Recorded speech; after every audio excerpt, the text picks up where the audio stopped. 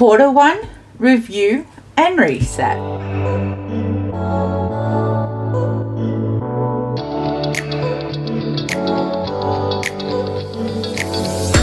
Hi everyone, welcome back to Budget of Oz.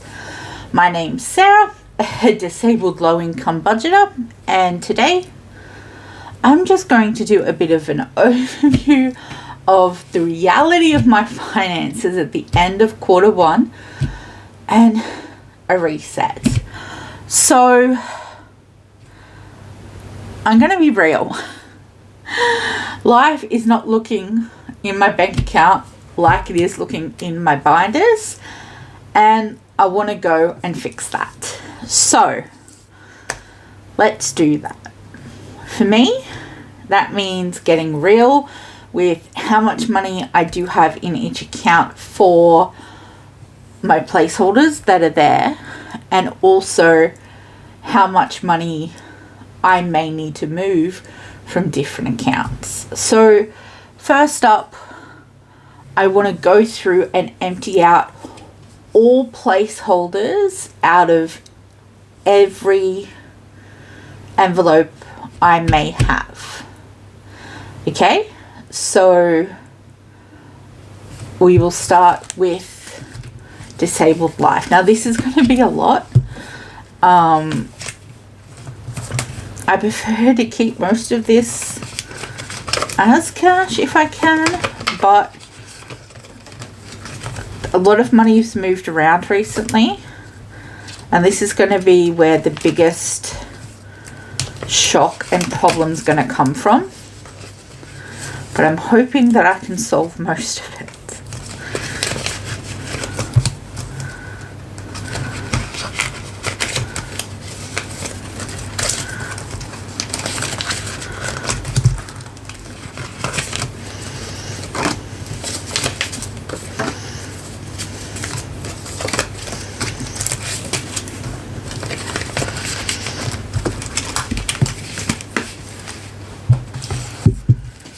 Okay,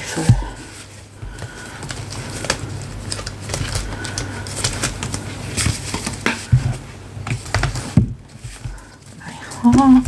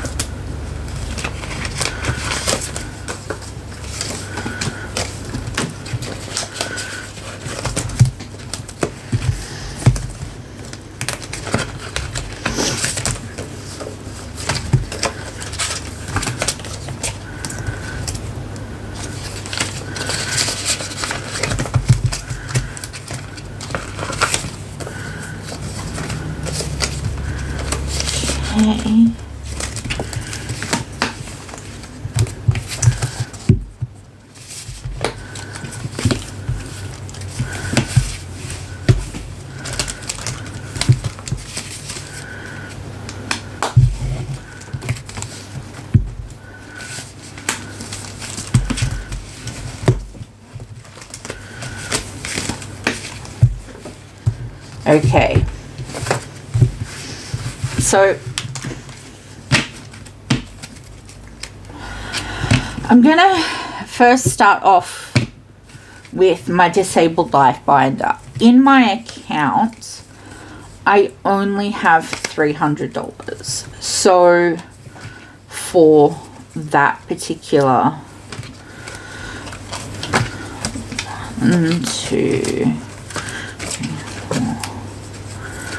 5, 1.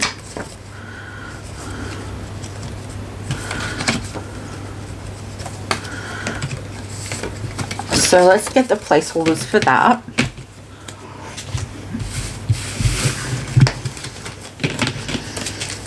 So 51, oh, let's actually organize it correctly. So 51, 50, 70, 90, 210, 230, 250, 270, 280, 290, 300. So these are the placeholders for the money in the actual account. Now, I have to decide where that money needs to be allocated. And the simple fact is, I have a very, very large doctor's appointment coming up that I'm going to need money for. So for me, I pretty much need like 200 and a bit here. So if I do 51,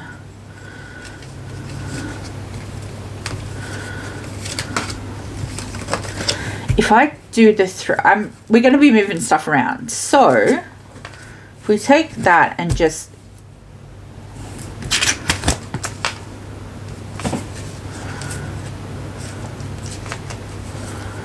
we can take that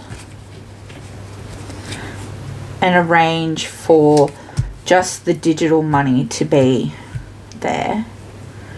So we can put all 300. If we're going to do all 300, I'll get 3 big ones.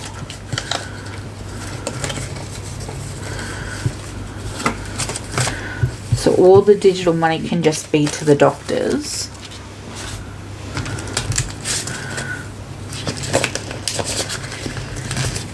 That means we can redistribute this money. If we're going to do that, I still need $50 for the doctors coming out of the next pay. So what I'm going to do is I'm going to move one of these for one of the pays for the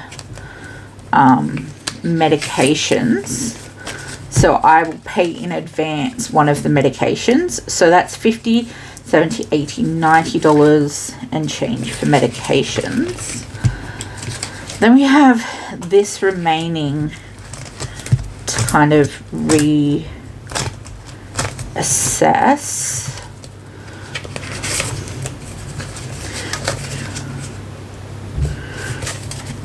Okay,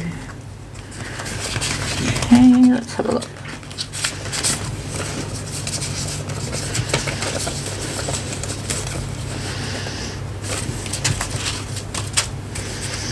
Okay, so we're going to put 50 here in medical buffer. We'll put an extra 20 in hospital excess. And in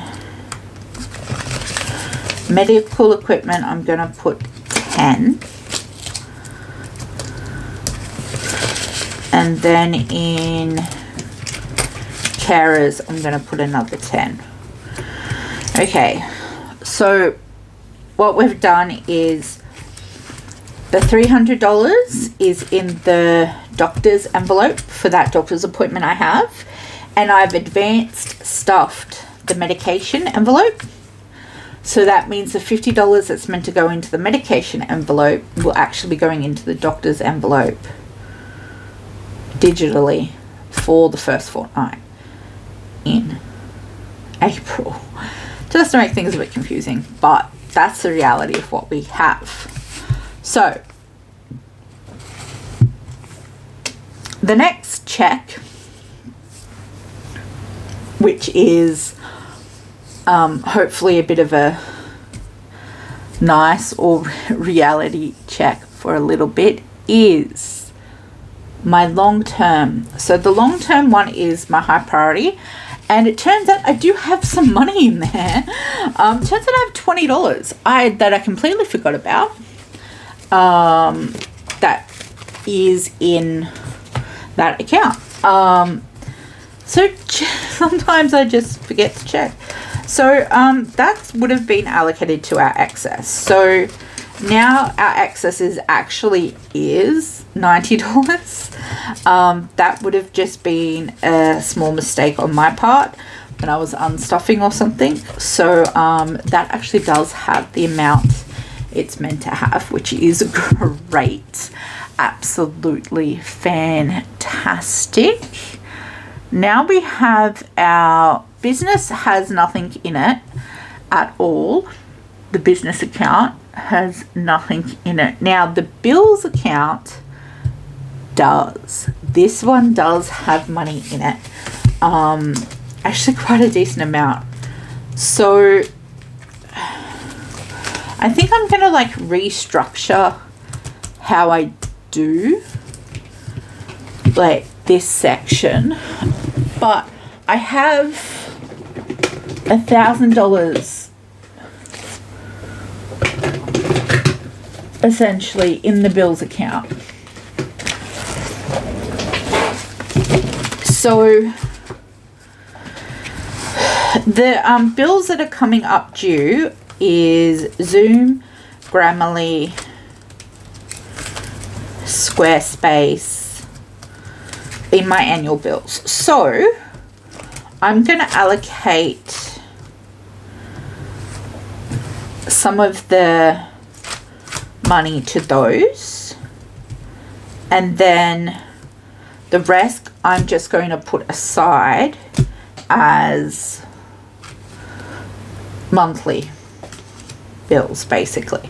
So I'm going to put aside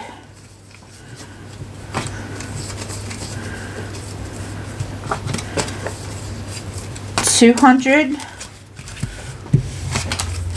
for the Zoom. I'm going to put aside $200 for Grammarly.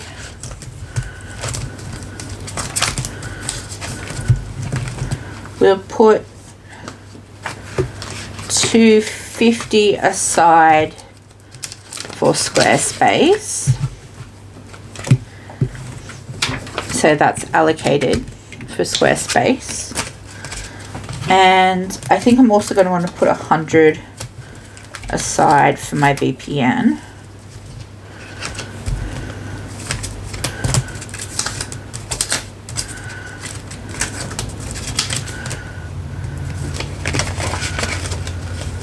So that's 200, 400, 5, 750, which means we have 250 sitting there for like remaining. So we have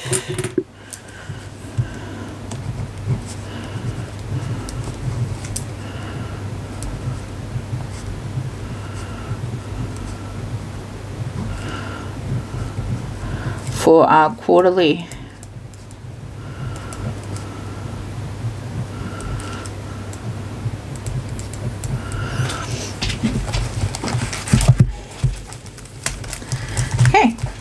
I'm just going to leave this in here as a note to myself so I know what's going on, which is always helpful. Okay.